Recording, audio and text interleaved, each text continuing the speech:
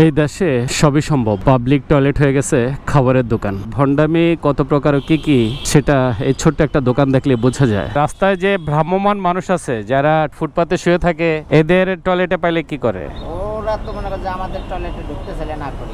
আপনাদের টয়লেটে আসলে না করেন। টয়লেটের ভিতরে টায়ার, প্রস্রাব করেন কিংবা পায়খানা করেন, আপনাকে প্রত্যেকবারই 10 টাকা করে দিতে হবে। আপনার উপরে লেখা টয়লেট, নিচে হইলো দোকান, এটা তো বুঝবে না মানুষ। নেন 10 টাকা নেন, এটা হলো আমার প্রস্রাব করার দাম। সিটি কর্পোরেশন হাজার জায়গা দিয়ে ইনকাম করে, বহু জায়গা দিয়ে ইনকাম করে। আর মহিলাদের টয়লেট কোনটা? এটা তো একটা দরজা, বুঝবি কিভাবে যে দিক দিয়ে যাবে? আপনি তো পুরো দরজার মাঝখানে এই যে চিপস গুলো রাখছেন। এমন লোক আছে দরজা বোঝে না, বুঝার চিহ্ন আপনি রাখেন নাই তো। এটা দায়িত্বে কে আছে টয়লেটের? একটা কোম্পানি। কোম্পানি? তো কোম্পানি কোনো লোক আছে এখানে থাকে? কোম্পানির কোনো লোক থাকে না, কোম্পানির লোক মনে করেন জানি আপনি আমাকে রাখছে। তাহলে তত্ত্বাবধান কে করে? এটাই করি আমি। ওইটা আপনি করেন। ভিতরে টায়ার কার গাড়ির? এগুলেন আমি করি আর কি, আমি রাখছিলাম। ওই টায়ারও আপনার? ওই দোকান আপনার?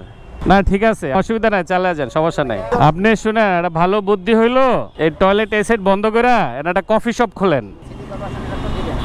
দিবে না? আপনার সিটি কর্পোরেশন যদি দোকান দিতে পারে তাহলে কফি শপও দিব।